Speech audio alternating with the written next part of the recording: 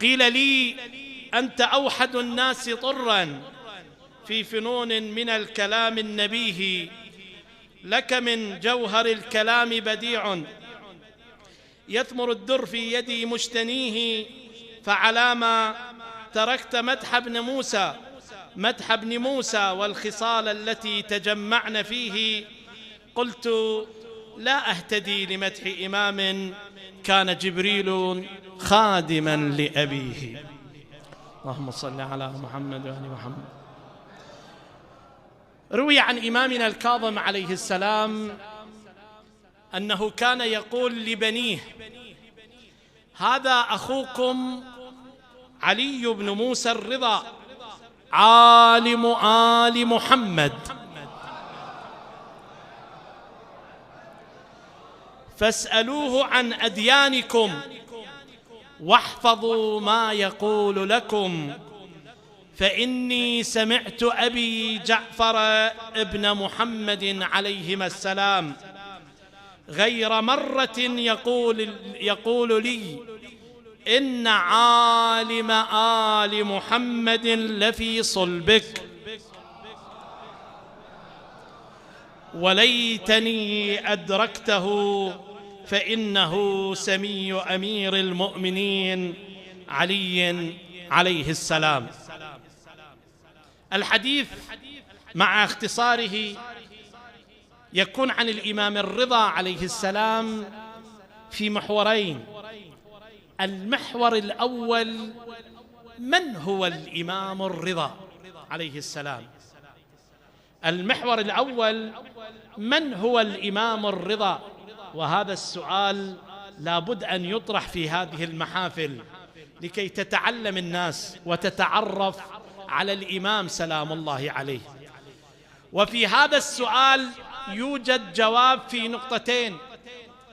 النقطة الأولى أنه نتعرف على الإمام سلام الله عليه ونجيب على هذا السؤال: من هو الإمام الرضا عليه السلام؟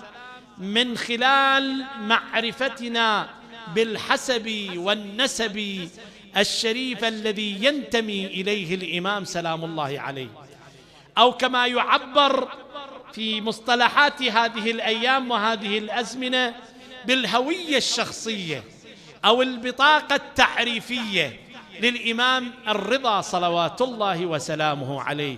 هو علي بن موسى ابن جعفر ابن محمد ابن علي ابن الحسين ابن علي ابن أبي طالب، هو ابن فاطمة الزهراء، هو ابن رسول الله محمد.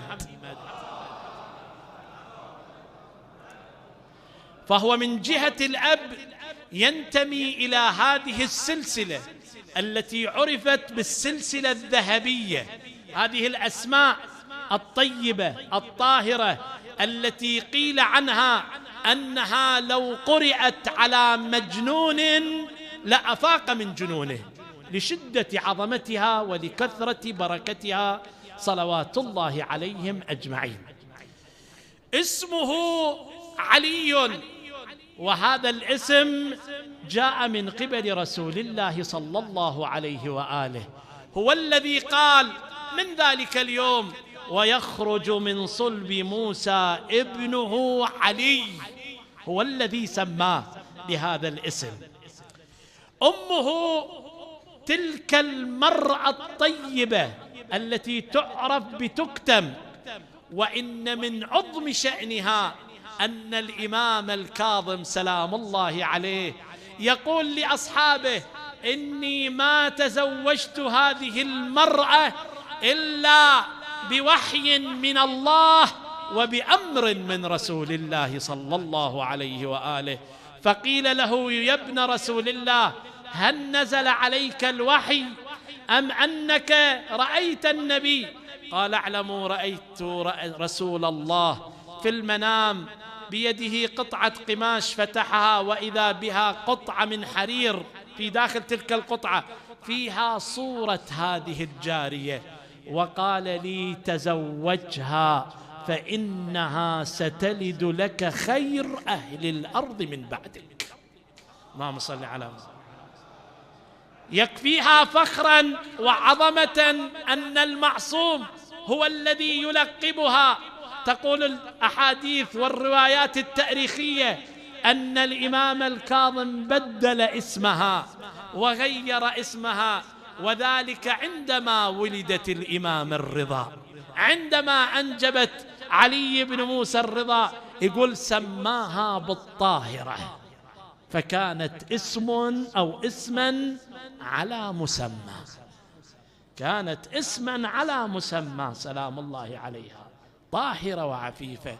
كانت شديدة العبادة، فقيهة عارفة. يقال وينقل أنها في الأيام الأول أو السنة الأولى قالت هل من مرضعة تعينني على رضاعة ولدي الرضا؟ فقيل هل جف اللبن؟ قالت لا والله ولا قل، ولكن علي ورد أريد أن أؤديه لله سبحانه وتعالى. هذه المرأة اللي كانت تطوف واستلمت الحجر بيدها اليسرى أو اليمنى على فرق، فناداها أحد من المذاهب الأخرى يا أمة الله لقد جئت بشيء بخلاف السنة. قالت إنا أو نحن أغنياء عن فقهك وعن سنتك. إحنا وين؟ إحنا عايشين. هذه المرأة الطيبة. ويكفيها فخرا أن الله سبحانه وتعالى اختارها من دون نساء زمانها ومن دون نساء الإمام الكاظم.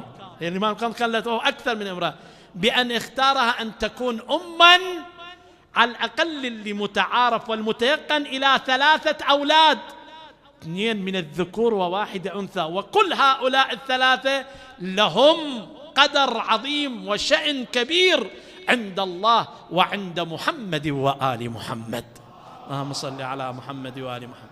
فهي أم المعصوم علي بن موسى الرضا عليه السلام، وهي أم كريمة أهل البيت فاطمة بنت موسى بن جعفر، هذه التي ورد في حقها رواية صحيحة السند رواها ابن قولويه عن علي بن إبراهيم عن أبيه عن سعد بن سعد الأشعري القمي أنه لما زار الإمام الرضا في خراسان سأل الإمام الرضا قال له يا ابن رسول الله ما لمن زار قبر فاطمة بنت موسى؟ قال من زارها وجبت له الجنة. اللهم صل